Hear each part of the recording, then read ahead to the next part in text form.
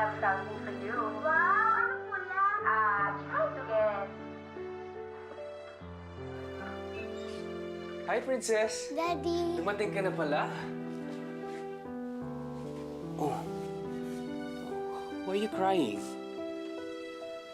Daddy, ilan ba talaga ako ni Mami? Of course, anak. Bakit mo tinatanong yan? Kasi po, kung love niya ako, bakit hindi niya po ako sinasabihan ng I love you? Katulad po sa TV. At saka po, bakit hindi niya po gusto yung pasalubong ko? Daddy, love po ba talaga ako ni Mami? Yes, anak.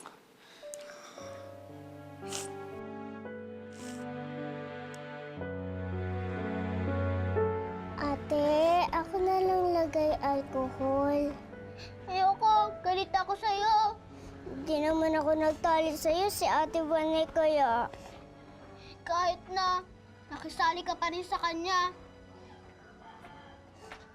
Buti nga, Libby. Be, inaamon mo pa kasi yan eh. Kaya nasigawan ka tuloy. Bad ka talaga! Aray! Aray ko! Bakit mo ako binatukan? Mas matanda ako sa'yo ah! Huwag mong pagagalitan si Libby. Uday, susubo kita kay inay. Di ko naman kayo inaano ah. Bakit niyo ako pinapatulan? Eh kasi, pangit ka. Hindi ka namin kamukha. Pangit ka kasi. Pangit! Kaya nga, pangit kasi. Pangit!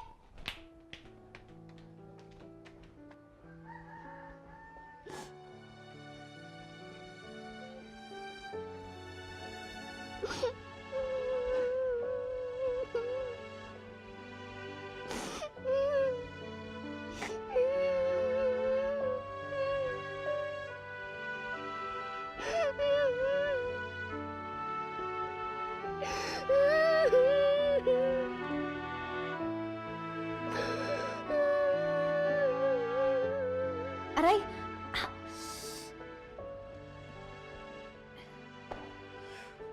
Han? Oh. Nahiwa ka?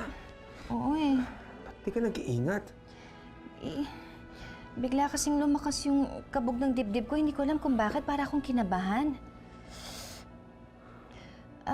Sige, bumalik ka na dun sa ginagawa mo. Pagkatapos ko dito, dadaling ko na lang dun. Paano ba yan? Yung anak mo nagtatampo sa'yo. Nagtatampo? Bakit naman daw? Hindi ka raw nagsasabi ng I love you sa kanya. Hindi mo raw na-appreciate yung mga pasalubong niya sa'yo. Totoo ba yun? Yang si Princess talaga. Ang hilig-hilig kasi manood ng TV eh. Kaya tuloy kung ano ng mga kakornehan ng mga napupulot ng batang yan.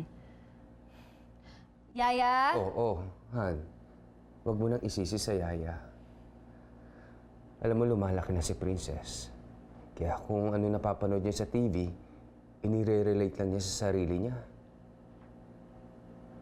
Han, wala naman masama kung magiging corny ka paminsan-minsan eh. Ano ba naman yung mag-I love you ka sa kanya? O magpasalamat ka sa mga pasalubong niya? Sige, tatandaan ko yan. Next time. Oh, yung Diyos ko, baka malimutan mo. Ako naman pabayaan mo.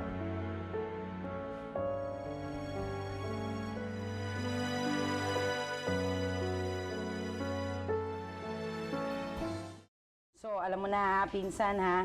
Etong mga ito, kagaya nito, alam mo to? Ayan, ililipat mo lang siya sa paso o kaya sa lupa. Kasi alam mo naman yung mga ganitong klaseng plastic. Medyo mainit ang singaw nito. Medyo, syempre, baka mamaya ikamatay ng halaman. Sandali. Saan na yung anak ko? Mokes! Ano ba naman, anak? Ano ba? Sinabi naman sa'yo, magpakabait ka naman ngayon. Huwag ka naman dumikit sa pool. Baka mamaya malaglag ka. Mupo ka lang dito, anak. Baby naman. Ang usapan natin, pag nagbait ka, habang umarakit ang mama, bibilang kita ng gusto mo. Gusto mo ng robot, di ba? O sige, promise ko to sa'yo ha. Pagkatapos natin dito, bibili na natin yung robot mo. Ha? I love you. Love you. Ang sweet naman ng baby ko. O, yung likod mo. Pawes, ha? Diyan ka lang muna. Huwag ka muna magkikilos para hindi ka naman pawisan. Gusto naman tong batan to. Pinsan, pasensya ka na, ha? Alam mo naman yung pamangkin mo, may kalikutan. Ay, May rason pala talaga si Princess para magtampo sa akin. Hindi kasi ako katulad mo, pinsan eh. Yung sweet sa anak. ha? Problema ba yun? Di ba automatic naman yan? Automatic naman talaga na kailangan maging sweet ang nanay sa anak. Diyos ko, pag nakikita mo kaya yung anak mo, syempre lumulundag ang puso mo sa tuwa. Hello? Ano ba? Nararamdaman mo yun? Oo nga. Kaya nga bugbog na bugbog sa halik at pinanggigigilan ko kaya yung batang yan.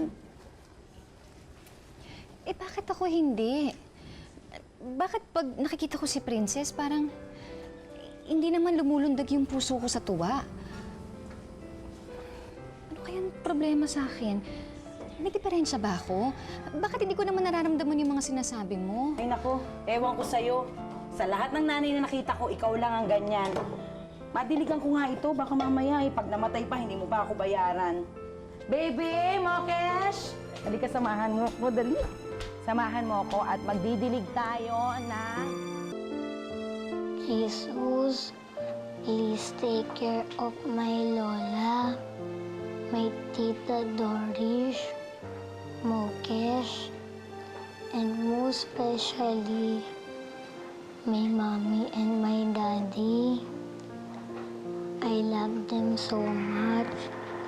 So please, make them always healthy, ha? And my mommy, make more love me. Sana po, mahalin ako ni Mami, kagaya nung napanood ko sa TV. Kasi po, love na love niya yung anak niya. Kaya sana po, maging mahal din po ako ni Mami, kagaya nun. That's all. Thank you, Jesus. Amen.